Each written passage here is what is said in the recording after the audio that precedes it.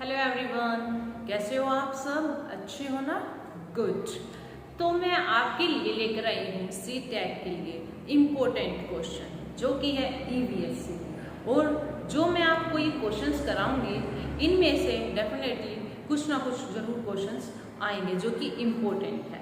तो आप इस वीडियो के साथ लास्ट तक बने रहिए और इम्पोर्टेंट जो क्वेश्चन है उन्हें ज़रूर यहाँ से याद करके जाइए।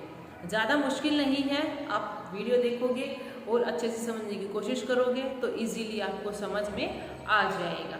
यहाँ पर हम क्वेश्चन रिपीट करेंगे, उनके ऑप्शंस हैं, मैं आपको उनके आंसर बताऊंगी और आप भी उनके आंसर देने की कोशिश करना।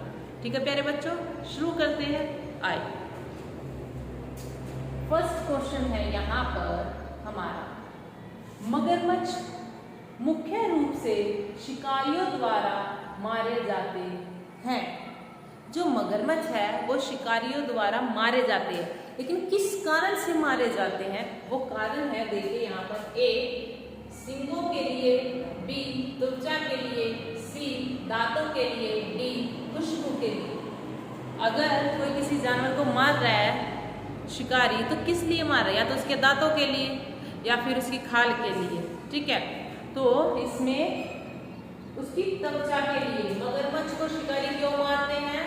उसकी त्वचा के लिए, ताकि उसकी त्वचा जो है उसकी स्किन मिल जाए और उससे अलग अलग तरह की जैकेट्स, जूते इस तरह से यूज में लाया जा सके। क्लियर? जो दांतों के लिए मारा जाता है वो हाथी को मारा जाता है, याद रखना। ठीक है, और सींगों के लिए गैंडे को मारा जाता है। आगे बढ़ते हैं। सेकंड, बोरा चिपचिपे चावल की एक सामान्य किस्म है, यह मुख्य रूप से पाया जाता है। अब बोरा जो चिपचिपे चावल की एक सामान्य क्या है? किस्म है, जिस तरह टाइप्स होते हैं वैसे ही टाइप्स है, प्रकार। तो ये कहाँ मुख्य रूप से पाया जाता है? असम में, बिहार में, उड़ीसा में, तमिलनाडु। तो ये असम में पाया जाता है। क्या? बोरा चिपचिपे चावल की एक किस्म। ठीक है, नेक्स्ट,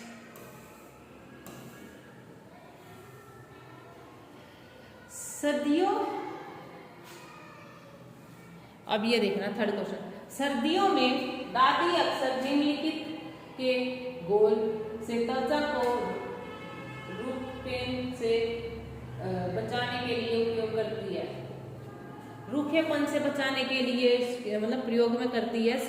सर्दियों में दादी अक्सर निम्नलिखित के गोल से त्वचा को रूखेपन से बचाने के लिए प्रयोग करती है। क्या?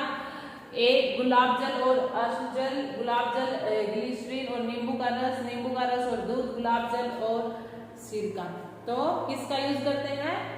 गुलाब जल का और ग्लिसरीन और नींबू के रस का प्रयोग किया जाता है सर्दियों में, जिससे जो स्किन है, त्वचा है, वो रूखेपन से दूर हो सके। ठीक है, नेक्स्ट, अब आप देख रहे होंगे अगला जो क्वेश्चन है, एक छोटे से पेड़ या झाड़ी की शाखा से लटकने वाला घोंसला बनाने वाला पक्षी। अब पक्षी के बारे में कि छोटे से पेड़ या झाड़ी की शाखा से लटकने वाला जो पक्षी है कौन सा है? जो घोंसला होता है वो कौन सा है? आपको पता है, सब घोंसले बनाते हैं पक्षी। ठीक है, कोई कहीं बनाता है, कोई पेड़ पर, कोई घर में, कोई पेड़ के, कोई पत्थरों में, इस तरीके से। तो ए है सूर्य पक्षी, कौवा, बारबेट, भारतीय रोगी। तो इसमें फर्स्ट हमारा सूर्य पक्षी है जो कि शाखा, जो पेड़ की जो छोटी छोटी शाखा होती है ना, उन पे लटक कर घोंसला बनाते हैं। नेक्स्ट, फिफ्थ, ट्रेन टिकट पर पीएनआर दर्शाता है।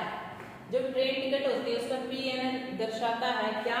यात्री संख्या रिकॉर्ड, बी यात्री का नाम रिकॉर्ड, सी व्यक्तिगत नाम रिकॉर्ड, डी व्यक्तिगत नंबर रिकॉर्ड। तो इसमें बी है सही, यात्री का नाम रिकॉर्ड।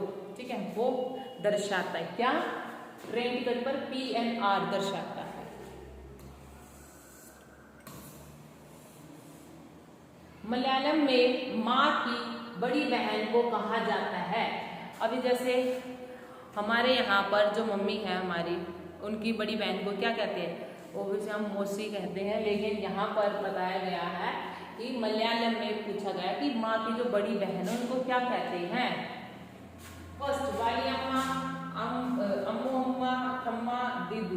तो वाली अम्मा जो सबसे बड़े होती है उनको कहा जाता है। नेक्स्ट, निम्नलिखित में से कौन सा एक स्थान केरल में है? अब पूछा गया निम्नलिखित में से कौन सा एक स्थान केरल में है? तो वलसाड, कोझिकोड, उडुपी, मालखेड़ा। तो सेकंड बी हमारा इसमें ठीक रहेगा। ठीक है, कोझिकोड। नेक्स्ट, गांव का नाम वहां उगने वाले कई खेजड़ी पेड़ों के कारण पड़ा। इस गांव के लोग पौधों और पेड़ों जानवरों की बहुत देखभाल करते हैं। भारत में यह कहाँ है? उत्तरांचल में, उत्तर प्रदेश में, राजस्थान में, महाराष्ट्र में। तो गांव का नाम वहां उगने वाले कई खेजड़ी पेड़ों के नाम पर, मतलब वहां आपने देखा होगा राजस्थान में काफी सारे ऐसे पेड़ उग जाते हैं, ठीक है, छोटे मोटे। तो उन पेड़ों के कारण यहाँ वो लोग जो उनकी देखभाल ज्यादा करते हैं तो वहाँ उनको उस नाम से जाना जाता है। भारत में यह गांव राजस्थान में है। क्लियर? यहाँ तक आपको समझ आया? 8 क्वेश्चन हो चुके हमारे। नेक्स्ट, हाथियों के झुंड का मुखिया कौन होता है? मुखिया, जो हाथियों का झुंड होता है उसका मुखिया पूछा गया। तो मुखिया फर्स्ट सबसे छोटी मादा हाथी, बी सबसे उम्रदराज मादा हाथी, सबसे बड़ी नर हाथी, सबसे छोटा नर हाथी। तो बी ठीक है। जो सबसे बुजुर्ग हथनी होती है वो उस ग्रुप की हेड होती है, मुखिया होती है, याद रखना। नेक्स्ट, मिट्टी के बर्तनों को मजबूत बनाया जाता है। ए बेक करके, गलाने से, भूनने से, जलाने से। तो बेक करके बर्तनों को क्या करता है? मिट्टी के बर्तनों को मजबूत बनाया जाता है। ठीक है। नेक्स्ट जो क्वेश्चन है, पौधे का वह भाग जो दांत दर्द के उपचार के लिए प्रयोग किया जाता है। अब पूछा गया है पौधा है तो उसका ऐसा कौन सा पार्ट है, ऐसा कौन सा भाग है जो दांत में दर्द हो तब उसका प्रयोग किया जाता है? ए सौंफ, बी लौंग, सी मेथी, अफीम के बीज। तो इसमें लौंग जो है वो काफी यूजफुल है। बोलते हैं कि जब दांतों में दर्द हो तो दांतों के वहां पर वो रख लेनी चाहिए और वो दर्द कम हो जाता है।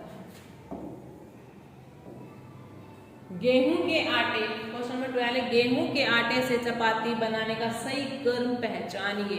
अब यहाँ स्टेटमेंट दी गई है थोड़ा उल्टा सीधा करके, तो वो पहचाननी है। आटे को गूंथ कर, आटे की छोटी छोटी लोइयां बनाकर, लोइयों को बेलकर और आग पर पकाकर, आटे की छोटी छोटी गोलियां बनाकर। स्टेटमेंट पहले देख लो, पहले वाले में कि आटे को गूंथ कर, पहले हम आटा गूंथते ही है तो फर्स्ट बिल्कुल ठीक है, सही है। आटे को गूंथते हैं, फिर उसकी छोटी छोटी गोलियां बनाते हैं, उसके बाद उसको बेलन से बेलते हैं, फिर आग पर या गैस पर चूल्हे में कहीं उसको सेकते हैं। तो इसमें ए सही है। नृत्य में मुख्य रूप से मुद्रा और भावनाएं प्रदर्शित करती है। नृत्य प्रदर्शन की भावनाएं, आत्मविश्वास, हाथों और चेहरे की। तो इसमें भावनाएं। बी 14, जो बच्चे बोल और सुन नहीं सकते वे सीखते हैं सांकेतिक भाषा के माध्यम से, मातृभाषा के माध्यम से, स्थानीय भाषा के माध्यम से, ब्रेल के माध्यम से। आपको पता है ना ब्रेल, लेकिन ब्लाइंड जो बच्चे होते हैं उनके लिए ये बनाई गई थी। ठीक है, ये 6 बिंदुओं पर आधारित है, वो तो हमको पता ही है। लेकिन सांकेतिक, जब कोई बच्चा बोल ही नहीं सकता, सुन ही नहीं सकता, तो थर्ड ऑप्शन भाषा का क्या आता है? सांकेतिक, संकेतों के द्वारा उसको समझाना। नेक्स्ट है, निम्नलिखित में से कौन अन्य से भिन्न है? अब अन्य से भिन्न पूछा गया जो इन 4 ऑप्शन से अलग है। नदी, पहाड़, झील, तालाब, झरना। अब इनमें से नदी, ए, बी पर्वत, झील, झरना। ये तीनों क्या है? नदी, झील और झरना पानी से रिलेटेड है, पर्वत पत्थरों से है। तो बी पर्वत अलग है। क्लियर? निम्नलिखित में 16, निम्नलिखित में से कौन प्राथमिक स्तर पर पर्यावरण अध्ययन की बाल केंद्रित प्रवृत्ति को अंकित करता है? स्कूल में विद्यार्थियों के जीवन को स्कूल के बाहर उनके जीवन से जोड़ा जाना चाहिए। रटने को उत्साहित करना, मतलब कोई भी स्कूल है, कोई भी टीचर रटने पर तो जोर देना ही नहीं चाहिए। ठीक है, याद रखना, रटने पे जोर नहीं देना है। आप सी ऑप्शन है सीखने के लिए किताबी शिक्षा से प्रस्थान, स्कूल, घर और समुदाय के बीच स्पष्ट सीमाएं। ऑप्शन अब देखिए ए और बी ठीक है, ए और सी केवल, या बी, ए बी सी ये ठीक है। सीमाएं नहीं होनी चाहिए, समूह, स्कूल और घर में। बच्चा जो पूछना चाहता है, जो पढ़ना चाहता है, जो पूछ रहा है वो सब बताना चाहिए, कोई भी सीमाएं नहीं होनी चाहिए। नेक्स्ट,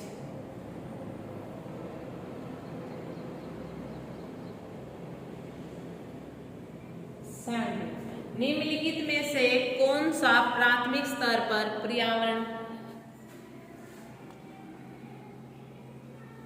नेक्स्ट है ये 17, निम्नलिखित में से कौन सा प्राथमिक स्तर पर पर्यावरण अध्ययन के उद्देश्य हो सकते हैं। अब प्राथमिक स्तर पर पूछा गया, प्राइमरी लेवल पर पूछा गया, पर्यावरण अध्ययन के उद्देश्य हो सकते हैं विद्यार्थियों को अपने स्वयं के सीखने पर चिंतन करने के लिए प्रोत्साहित करना, बिल्कुल ठीक है। ये पर्यावरण के अध्ययन का उद्देश्य क्या, बच्चा खुद सोचे, थोड़ा अपना माइंड का यूज करे, खुद चिंता कर, मतलब कि जो पढ़ रहा है, सीख रहा है, अपने माइंड से खुद उस पर मतलब कि काम करे, सीखने की कोशिश करे, चिंतन करे, नए ज्ञान को उत्पन्न करने के लिए स्थान, समय और स्वतंत्रता देकर विद्यार्थी को आकर्षित करना चाहिए। बी भी बिल्कुल ठीक है, उनको जब हम समय देंगे, टाइम देंगे, पूरी फ्रीडम देंगे, तभी तो वो कुछ सोच पाएंगे। अभी बच्चा क्लास में बैठा, हमने क्वेश्चन पूछ लिया एक कोई भी, ठीक है, नहीं वो ग्रुप में बैठा है, ऐसे ही बैठा हुआ है, क्वेश्चन पूछ रहे हैं, उसको ये नहीं पता कि पूछा है क्या गया है, तो उसको ग्रुप में बैठाए, थोड़ा आज़ादी दे, उसको फ्रीडम दे, किसी से पूछे, बात करे, जाने, तो क्या चिंतन करेगा, सोचेगा, तभी तो आंसर दे पाएगा। तो फ्रीडम देनी चाहिए कुछ % हमें। विद्यार्थियों को सीखने में प्रतिभागियों के रूप में व्यवहार करना, ज्ञान के लिए निश्चित निकाय, ये तो बिल्कुल गलत है, उन पर प्रतिबंध वगैरह ये नहीं लगाना चाहिए। निर्धारित पाठ्य पुस्तकों को सीखने के लिए संसाधनों का एकमात्र आधार मानना, ये नहीं। सी भी ठीक है, डी नहीं है। जो किताबें होती हैं उनको एक आधार नहीं मानना चाहिए, किताबों से बाहर भी उनको पॉइंट्स दिखाने चाहिए, सोसाइटी में, समाज में, पर्यावरण में, तब उनको पढ़ाना चाहिए एक दूसरे से रिलेट करके। तो इनका क्या है, ए, बी और सी बिल्कुल इसमें ठीक है। नेक्स्ट इसमें 18 क्वेश्चन है, प्राथमिक स्तर पर पर्यावरण अध्ययन के बारे में पूछा गया है कि अध्ययन के संबंध में निम्नलिखित में से कौन सा कथन सत्य है। सत्य पूछा गया, कौन सा मतलब ट्रू है, बाकी जो फॉल्स उन पर नहीं। कक्षा 3rd से 5th तक पर्यावरण अध्ययन EVS एक विषय के रूप में विज्ञान, सामाजिक विज्ञान और पर्यावरण शिक्षा की अवधारणा और मुद्दों पर एक बिल्कुल सही है। यह विषय कक्षा 1 और 2 में है, गलत है ही नहीं। EVS पाठ्यपुस्तक भाषा औपचारिक है, नहीं। यह एक विषय दृष्टिकोण पर आधारित है, बिल्कुल भी नहीं, तो ए बिल्कुल ठीक। नेक्स्ट, EVS की कक्षा में निम्नलिखित में से किस एक को कम किया जाना चाहिए। स्वतंत्र वाद विवाद, चित्र पठन, कथा, विवरण। तो विवरण को कम करना चाहिए, चित्र जो पठन वो होंगे तो बच्चे चित्रों से भी पढ़ सकते हैं, अच्छे से एक्सप्लेन कर सकते हैं। स्वतंत्र वाद विवाद, डिबेट होनी चाहिए, ठीक है, विवरण को खत्म कर देना चाहिए। नेक्स्ट 20, क्वेश्चन नंबर 20, प्राथमिक स्तर पर EVS सीखने के लिए वास्तविक चुनौती। ए, परिभाषाएं और जानकारी है, रटकर सीखना, अवधारणाओं का विवरण विद्यार्थियों के लिए खुद केंद्रित करना आवश्यक। जो मतलब बच्चा खुद एक्सप्लेन कर सकते हैं, अच्छे से बोल सकता है, अपनी भावना, इच्छाओं जो पढ़ता है वो लिख सकता है, तो सारी चीज़ें वो खुद कर सकता है, तो हमें उसे रटने की जरूरत नहीं है कि ये रटो वो रटो, नहीं, उसको मौके देने चाहिए, बस ये चीज़ याद रखो। नेक्स्ट 21, प्राथमिक स्तर पर EVS के पाठ्यक्रम में निम्नलिखित में से किस थीम में उप थीम शामिल है। अब उप थीम के बारे में, परिवार और दोस्त, जल, कार्य और खेल, भोजन। तो इनमें परिवार और दोस्त है, किस थीम के उप थीम शामिल है, तो परिवार और दोस्त, ए इसमें ठीक है। EVS में प्रमाणित एक सार्थक शिक्षण दिया जा सकता है, वर्णन द्वारा, वास्तविक संवाद द्वारा, प्रयोगों के प्रक्रिया द्वारा, सही और गलत के रूप में विद्यार्थियों द्वारा दिए गए उत्तर के आकलन। तो इसमें से कौन सा ठीक है वो पूछा गया है। ए बी और डी, सी और डी, केवल बी सी और डी, ए बी सी। तो इसमें प्रयोग मतलब प्रयोगों के प्रक्रिया द्वारा भी हो सकता है, वास्तविक संवाद वगैरह के द्वारा भी हो सकता है। ठीक है, नेक्स्ट है 23। यात्रा थीम के मुद्दे केवल विद्यार्थियों के लिए सार्थक हो जाते हैं। जो थीम है उसमें पूछा विद्यार्थी के लिए यात्रा थीम के जो मुद्दे वो केवल विद्यार्थी के लिए सार्थक हो जाते हैं यदि मुद्दों के आसपास बहस आयोजित की जाए, डिबेट, यानी कि विद्यार्थियों को श्रव्य दृश्य दिखाकर यदि शिक्षकों द्वारा प्रदर्शनों को दिखाया जाता, थीम आधारित वर्कशीट विद्यार्थी नहीं, वर्कशीट वगैरह नहीं, शिक्षकों के द्वारा प्रदर्शन नहीं, बच्चे करें वो अच्छा है। ठीक है, क्योंकि हमें बच्चों की सोचनी है। ठीक है, इसमें है ईवीएस पाठ्यक्रम के अलावा ईवीएस सीखने के लिए निम्नलिखित में से कौन सा एक अच्छा संसाधन हो सकता है। क्षेत्र भ्रमण, रेडियो, विकिपीडिया, विश्वकोश, क्षेत्र भ्रमण यानी कि बच्चों को घुमाने के लिए ले जाओ जो उनको पढ़ा रहे हो उस जगह पर। ठीक है, कोई दिखाना, कोई चीज उसको दिखाओ, बच्चे खुद ही उसको महसूस करेंगे, देखेंगे, सीखेंगे। अगर आप उनको क्षेत्र भ्रमण कराते हो कुछ। जल थीम से संबंधित सामाजिक सांस्कृतिक मुद्दों प्रभावी ढंग से सीखा जा सकता है। भूमिका निर्वाह द्वारा, विद्यार्थियों के बीच वास्तविक संवाद के द्वारा, क्षेत्र भ्रमण द्वारा, प्रदर्शन और गृह कार्य द्वारा नहीं। इसमें डी तो होगा ही नहीं। भूमिका निर्वाह द्वारा भी हो सकता है, विद्यार्थियों के बीच संवाद डिबेट होकर भी हो सकता है, क्षेत्र भ्रमण करने को है। तो ए, इसमें ऑप्शन ए बी सी ये ठीक है।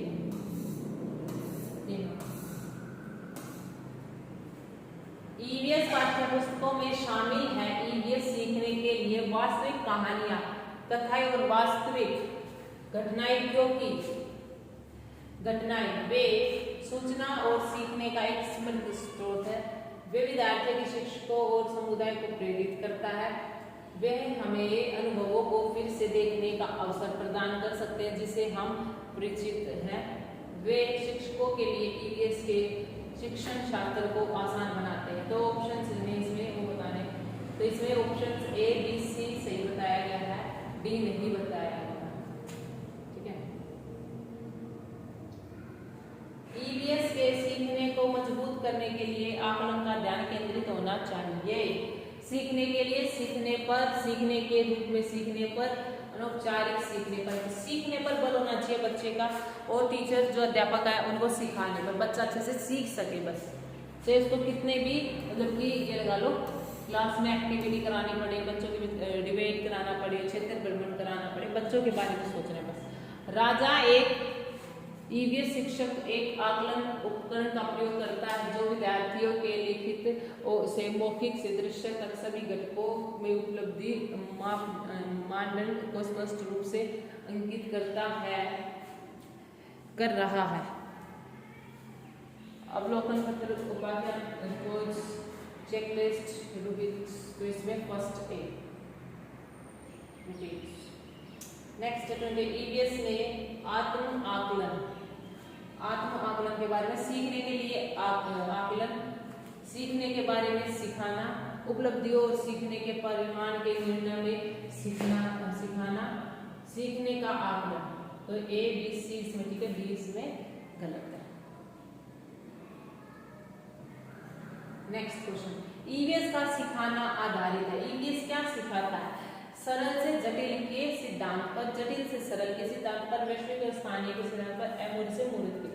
तो ईवीएस क्या सिखाता है? पहले सरल सीखो, इजी सीखो, फिर डिफिकल्ट, यानी सरल से डिफिकल्ट, कठिन की तरफ जाता है ये, ठीक है, जटिल की तरफ जाता है। तो ये जो इसमें आपके क्वेश्चन थे, इंपॉर्टेंट क्वेश्चन थे 30, ठीक है। ईवीएस के आपके पर्यावरण अध्ययन के सीटेट के लिए इंपॉर्टेंट क्वेश्चन थे। अगर वीडियो अच्छे लगे तो आगे जरूर शेयर करें ताकि आपके जैसे और भी सभी की हेल्प हो सके, ठीक है। Thank you.